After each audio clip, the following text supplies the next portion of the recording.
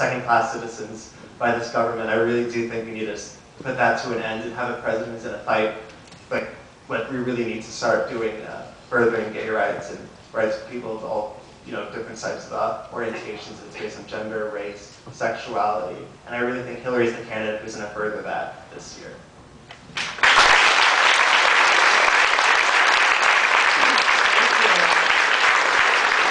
So we want to turn it immediately over to questions, but I'm going to use moderator's perspective or prerogative here and ask my question to America, and then we'll open it up to the audience. Looking at the past, I think it's the past 5 years, Senator Clinton has been named the most admired woman in America. How great is that? And I think it's really because when people have tried to knock her down, she's gotten right back up and she's a fighter. A lot of times people draw parallels between DC and Hollywood, and they say DC is just the place for the people who aren't as pretty as the people in Hollywood, or Hollywood is politicians who are better looking. In your just amazing career, can you talk to us a little bit about some of the barriers you face and how they are parallel to maybe some of the barriers that Senator Clinton has faced? Well, yes, I can. I will try. I mean, yes, Hollywood is chock full of politics, and gender politics is definitely one of them. It's a very personal question because as a woman and as women, don't need to isolate the gentlemen I see in the room. We know that a lot of gender politics are things that are very unspoken, are not things that you can write down on paper. They're just a certain isolation that you feel, or a discrimination, or a prejudice, or a lack of attention, or a lack of respect. And those aren't things that you can necessarily, there aren't statistics about how you are made to feel in the workplace. I think a statistic that does kind of speak very loudly for what's going on in Hollywood is not only what's going on in front of the camera, but behind the camera. In Hollywood, in filmmaking and television, the role of leadership is primarily set on a director. And if you just look at how many women are behind the camera in the role of director, the number is staggeringly low. In the DGA, out of 13,500 members of the DGA, 1,000 of those are women. 7% of directors in Hollywood are female. What does that say? That women are worse directors? That women have less of an imagination? That women, that women can't take on that leadership? It can mean a lot of things. Personally, on my show, I'm on a show that is wonderful for women in a lot of different ways.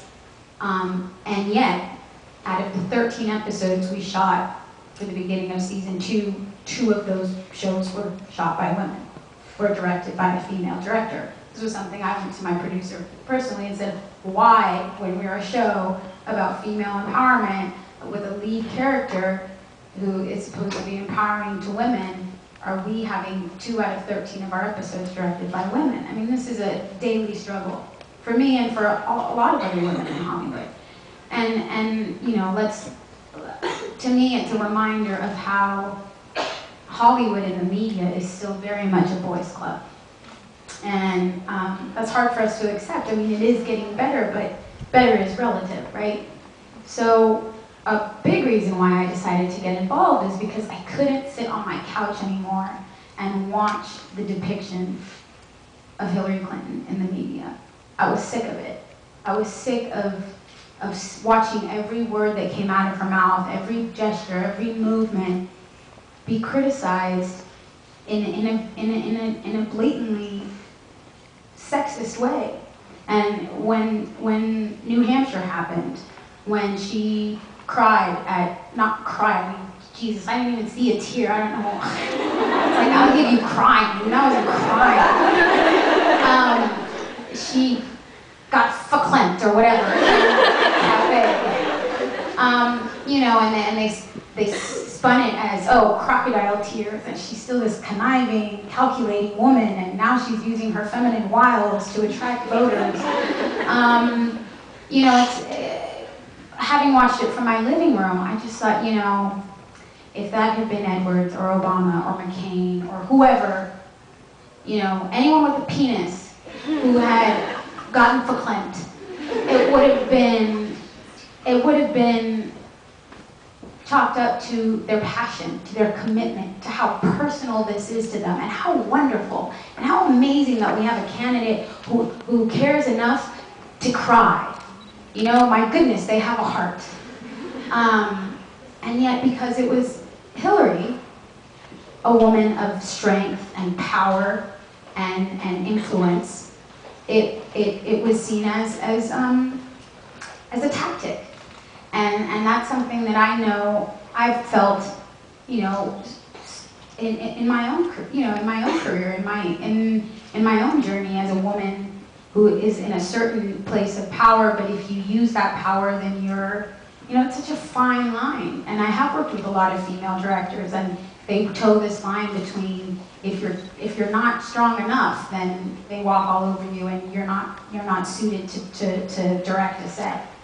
And if you're too strong, then you're this ball-busting woman who's out there trying to prove something. So it is something that I relate to, and I'm sure it's not just Hollywood, I'm sure it's everywhere. But it is something that I relate to on a daily basis, and it is what got me up and got me out, because I was, you know, I was sick of that narrative being told without the other side, and without someone saying, you know, does anybody else see what's going on? And you know, I have been lucky enough to travel through many of the states, some with Chelsea Clinton, who's one of the most astounding women who I wish was here talking to you right now.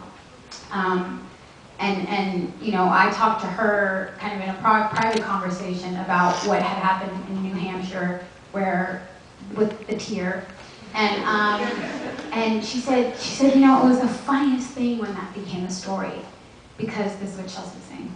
I don't do a good Chelsea impersonation, but she's like, it was the funniest thing when that moment became a story. She said, because that is a moment that I see on a daily basis with my mother. My mother always gets teared up. My mother is always emotionally affected. This happens in town halls. It happens all day when we're behind closed doors, when she's had a really long day and she's talking to her daughter. I mean, she said it was so weird to me that this was national news, when this was just my mother and a moment that I had seen so many times before. And that just, you know, for a moment there I was like, oh wow, like Hillary Clinton is a human being, like she's real, like she cries. And the more and more time that I spent with Chelsea, and I also got to meet Hillary and go to different rallies with her, you know, there's such a real, compassion in her. And that compassion in a male would be a strength.